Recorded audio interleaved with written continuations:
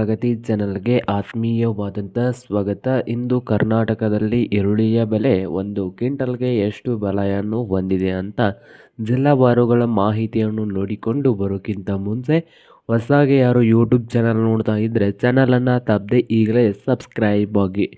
ಇಂದು ಕರ್ನಾಟಕದಲ್ಲಿ ಈರುಳ್ಳಿಯ ಬೆಲೆಯನ್ನು ನೋಡ್ತಾ ಹೋಗೋದಾದರೆ ಇಂದು ಈರುಳ್ಳಿಯ ಬೆಲೆ ಕರ್ನಾಟಕದಲ್ಲಿ ಬಾಗಲಕೋಟೆಯಲ್ಲಿ ಒಂದು ಕ್ವಿಂಟಲ್ಗೆ ಬೆಲೆಯನ್ನು ನೋಡೋದಾದರೆ ಬಾಗಲಕೋಟೆಯಲ್ಲಿ ಅಂದಾಜು ಬೆಲೆ ಬಂದು 1500 ರೂಪಾಯಿದಿಂದ 2600, 1500ದಿಂದ 2600 ರೂಪಾಯಿವರೆಗೆ ಬಾಗಲಕೋಟೆಯಲ್ಲಿ ಒಂದು ಕ್ವಿಂಟಲ್ ಈರುಳ್ಳಿಯ ಬೆಲೆಯನ್ನು ಹೊಂದಿದ್ದು, ಬಾದಾಮಿಯಲ್ಲಿ ನೋಡೋದಾದರೆ 2000 ರೂಪಾಯಿದಿಂದ 3000, 2000ದಿಂದ 3000 ರೂಪಾಯಿವರೆಗೆ ಬಾದಾಮಿಯಲ್ಲಿ ಒಂದು ಕ್ವಿಂಟಲ್ ಈರುಳ್ಳಿಯ ಬೆಲೆಯನ್ನು ಹೊಂದಿದೆ.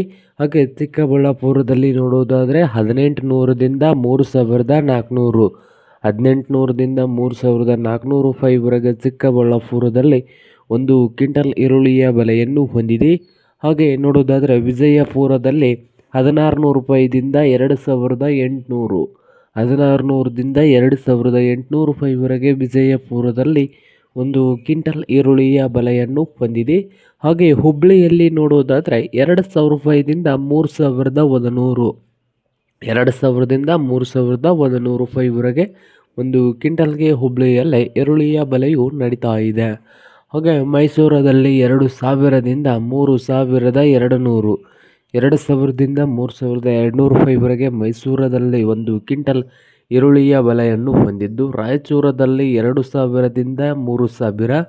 ಹಾಗೆ ಇನ್ನೊಂದು ಮಾರುಕಟ್ಟೆ ಆದಂಥ ಕೊಲ್ಹಾಪುರದಲ್ಲಿ ನೋಡೋದಾದರೆ 2000ದಿಂದ 2900 ರೂಪಾಯಿವರೆಗೆ ಕೊಲ್ಹಾಪುರದಲ್ಲಿ ಒಂದು ಕ್ವಿಂಟಲ್ ಈರುಳ್ಳಿಯ ಬೆಲೆಯನ್ನು ಹೊಂದಿದೆ. ನೋಡಿ ರೈತರೇ,